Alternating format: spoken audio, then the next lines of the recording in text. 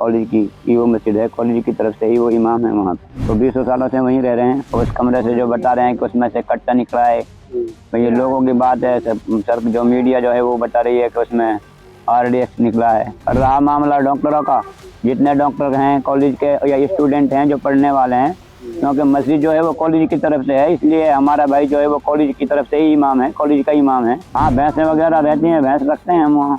हमारा भाई है जो उसके पास भैंस रहती है। किसी भी परिवार में किसी के नाम से कोई ऐसा मामला नहीं है, ना हमारा कोई ऐसा भाई या काका ताऊ का या हमारा और कोई छोटा भाई इस ऐसी चीज़ से कोई वास्ता नहीं रखते हम। मोहम्मद इश्तियाक आपके क्या लगते थे? मोहम्मद इश्तियाक मेरा भाई है मुझसे छोटा जी।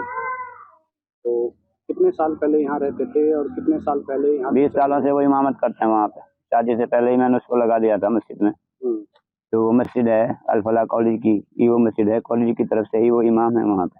अच्छा। तो 20 सालों से वहीं रह रहे हैं और बच्चे भी उसके वहीं रहते हैं। बाकी वैसे हमारा भी आना जाना होता है, हम भी आते जाते हैं, वो भी आता जाता है, ऐसा कोई मामला नहीं है। बाकी उसने जो है फतेहपुर में एक जगह ली थी, उसमें मकान बनाए थे 4 कमरे। वो कमरों को किरायों पे उस दिन से किरायों पे चलते थे वो।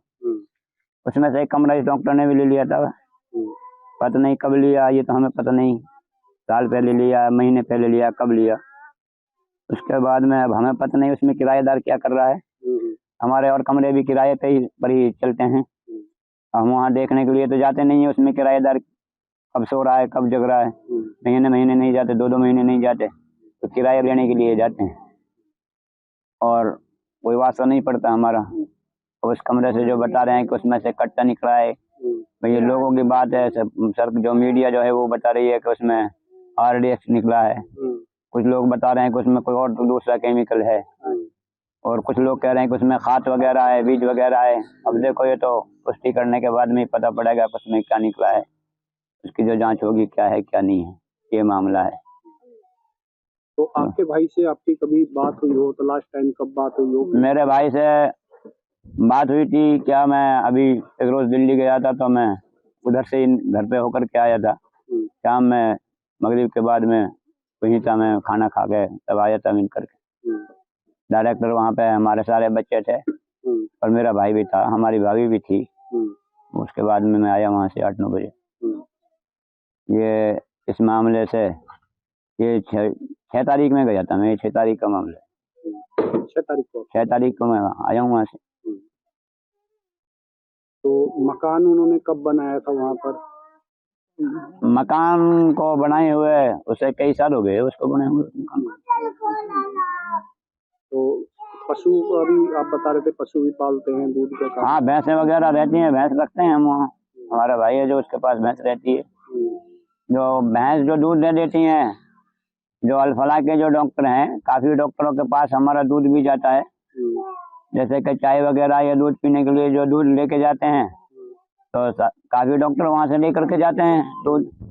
तो जिसके आधार पे पैसा कोई आदमी कभी पैसा कैश भी करता है, कभी फोन से भी करता है। और रहा मामला डॉक्टरों का, जितने डॉक्टर हैं कॉलेज के या स्टूडेंट हैं जो पढ़ने वाले हैं, क्योंकि मस्जिद जो है वो कॉलेज की तरफ से है, इसलिए हमारा भाई जो है वो कॉलेज की तरफ से ही इमाम है, कॉलेज का इमाम है। अब वहाँ जो नमाज पढ़ने जाते हैं, सामने उसके पार्क भी बनाया हुआ है कॉलेज वालों ने, और काफी सारे वहाँ लेटरिन बाथरूम भी बनाए हुए हैं। तो तफरीह के लिए वहाँ पे कोई डॉक्टर या स्टूडेंट कुछ वक्त के लिए बैठ भी जाते हैं, 2-4, 10-5 मिनट के लिए। इसलिए अब जिस आदमी को 20 साल रहते हुए हो गए, तो कॉलेज के हिसाब से सबसे जान पहचान होगी, सारे डॉक्टरों से ही वास्ता पड़ता भी है, क्योंकि खासतौर से इमाम का वास्ता रहता है मुक़्तदियों से। और मुक़्तदी वहाँ कॉलेज वाले ही तो हैं।